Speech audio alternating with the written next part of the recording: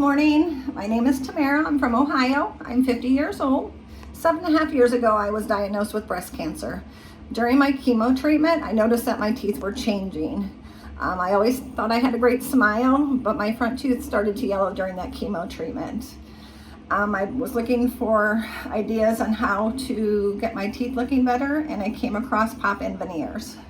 I think they looked really nice, and I'm like, I'm gonna give them a try.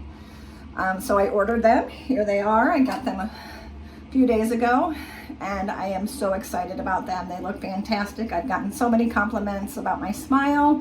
I'm gonna go ahead and put them on for you, show how easy it is to put them on.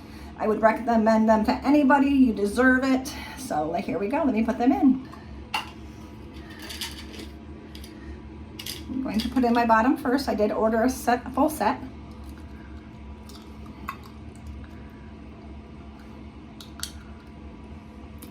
They just pop in place, and as you can see, look at the difference in the color of my teeth.